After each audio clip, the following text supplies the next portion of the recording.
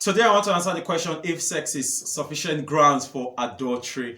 I have seen many people, I've heard many people say the same thing. Well, over the years of working with plenty of people, with quite a number of people, I think I've gotten to hear a lot of amazing things about 18 years and more on sex and relationship counseling as at the time of making this video, right?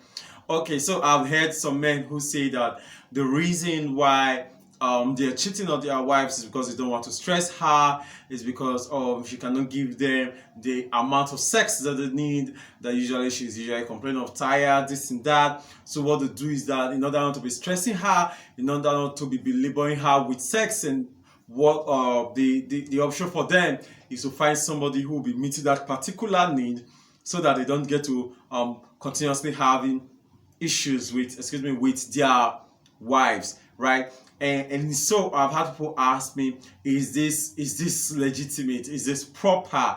Is this right? I've also seen situations where women are in marriages where they are not getting regular or sufficient sex from their husbands, so they are also tempted to want to get this particular need met from outside the marriage, since their spouse cannot meet the need for them. Because I have seen women who complain that their husbands do not have sex with them more than 5 times in a year, more than once in 3 months.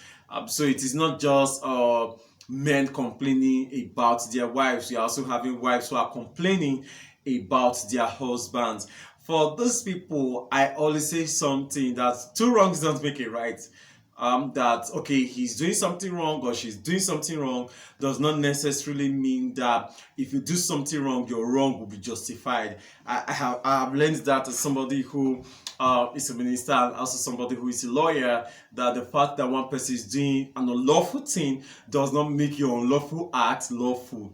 Right, so you'll still be held accountable for your unlawful act, and I believe that's the same thing when it comes to our social, our cultural, our moral, and our spiritual laws. So if you're not having sufficient sex in your marriage, if sex is becoming a very big issue in your marriage, and you have done everything to solve it, and it has not been resolved, and you feel it's becoming so much of a problem that will make it practically impossible for you to enjoy your marriage and for you to enjoy your life, then you may want to consider quitting the marriage. You may want to consider pulling out from the marriage rather than cheating.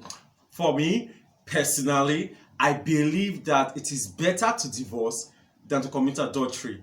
Right? That's me. I just believe that. See, why remain in something and be using it as an excuse to do something stupid? And so this is why I'm saying that before you consider the divorce, before you consider pulling out, you must have done everything practically possible to better the sex in your marriage. And that everything means including going for counseling, going for couple counseling, doing everything you can, reading books together, speaking to counselors and therapists together to see how you can better the marriage. And if one person is adamant, if one person is blocked out and say, no, this is who I am, I'm not changing, I think everything is fine, there's no need, and you feel that if you continue in this marriage, you are going to slip into adultery. When I'm talking about adultery right now, I'm not just talking about adultery, a physical adultery, physical sexual activity. That adultery also includes lust, right?